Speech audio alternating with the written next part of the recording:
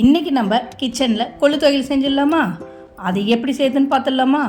அதுக்கு ஒரு பவுல் இருக்கிற மாதிரி கொள்ளு எடுத்து நல்லா ரெட்டிஷ் ப்ரௌனாக வர மாதிரி நல்லா அதை வறுத்து எடுத்துக்கலாம்.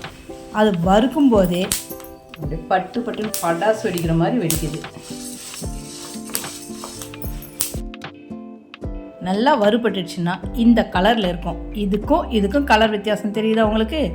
இப்போ அடுத்து நம்ம ஒரு டீஸ்பூன் எண்ணெய் விட்டு கடாயில் 1 டீஸ்பூன் கடலப்பருப்பு, 1 டீஸ்பூன் உளுத்தம்பருப்பு ரெண்டுத்தையும் போட்டு பொன்னிறமாக வறுத்துக்கலாம். இது நல்லா ரோஸ்ட் ஆகிடுச்சு. இப்போ ஒரு 10 காஞ்ச மிளகாய் எடுத்துருக்கேன், அதையும் இது கூட சேர்த்துக்கலாம். அப்படியே ஒரு 5-6 பூண்டு பல் இருக்குது, இதையும் நம்ம இது கூட சேர்த்து அப்படியே வறுத்துக்கலாம்.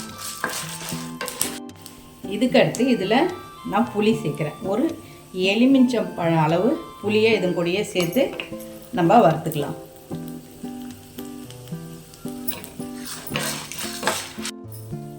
கடைசியாக தேங்காவை ஒரு அரை மூடி நான் தூள் பண்ணி வச்சுருக்கேன், அதையும் இது கூட துருவி வச்சுருக்கேன், இதையும் இது கூட நம்ம சேர்த்துக்கலாம்.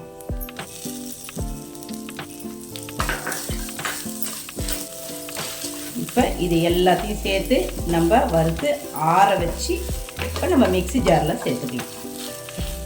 நல்லா ஆறிடுச்சு. கொள்ளை சேர்த்துட்டு அதுவும் கூட நம்ம ஆற வச்சுருக்கிற எல்லா பொருளையுமே அதுவும் கூட சேர்த்துக்கலாம். சேர்த்து நல்லா கரகரப்பாக அரைச்சி எடுத்துக்கலாம். அரைச்சி எடுத்தால் அற்புதமான அட்டகாசமான அல்டிமேட்டான கொள்ளு துவையல் ரெடி ஆகிடுச்சு. இது சாதத்தை கூட போட்டு பிசைஞ்சு சாப்பிட்டா அவ்வளோ அற்புதமாக இருக்கும்.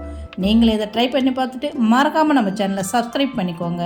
சமையல் பண்ணுங்கள், ரொம்ப ரொம்ப சந்தோஷமாக இருங்க. வாழ்க வளமுடன். நன்றி, வணக்கம்.